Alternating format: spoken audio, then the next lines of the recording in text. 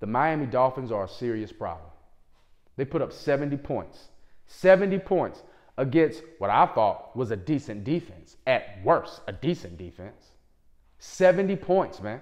70 points against the Denver Broncos. They won by 50. And if I was a Dolphin fan, I would be pissed right now because you had a chance to break the record, put 73 points up, and you didn't, which didn't make sense because you were scoring touchdowns before that, and now you decide not to kick the three? Well, I have a conspiracy. I personally believe he got a phone call. Head coach McDaniels got a phone call from upstairs, from ownership, saying, hey, call the dogs off. And I believe they called the dogs off because of who was coaching on the sidelines. If it was Mike McCarthy, they wouldn't have called the dogs off. If it was any other coach, they wouldn't have called the dogs off. It's only two coaches I think they would have called the dogs off for, Bill Belichick and Sean Payton. I believe Sean Payton is a GOATed coach, well-respected around the league, well-respected by ownership, and I believe somebody made a call and said call the dogs off because it don't make no freaking sense. You're that close to the record and you pass on the field goal? That does not make any sense whatsoever. But there are some powerful people in high places, and I believe one of them made a phone call. Now, staying in the vein of the Miami Dolphins, impressive so far, but I have my questions and reservations.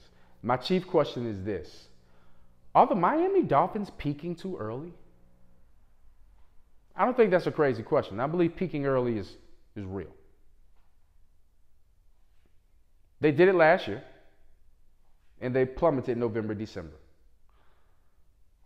I don't think we can see a better version of the Miami Dolphins than what we see now. And that's scary for two reasons. Scary, A, is because if they simply keep this up, they could run the tables. Scary, B, is because whenever you see somebody have such a high ceiling this early, the floor is typically lava. Yeah, whenever you have a high ceiling this early, the floor is typically lava. But I think they got so much talent on both sides of the ball. And they don't even freaking have Jalen Ramsey yet. But I think they got so much talent on both sides of the ball that if they can keep this up, man, I don't think any team can stop them. Only team I think can stop the Miami Dolphins are the Dallas Cowboys, and that was pre-Diggs injury. But that's a different team now without Diggs. That's going to be a hell of a matchup Christmas Eve this season. Dolphins, Cowboys in Miami.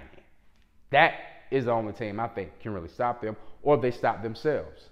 Their head coach is a little Hollywood. So will the press, will the early success, will the potential record-breaking game go to his head? And as the head goes, so goes the rest of the team. Leadership starts at the top. So I would love to see how they handle success.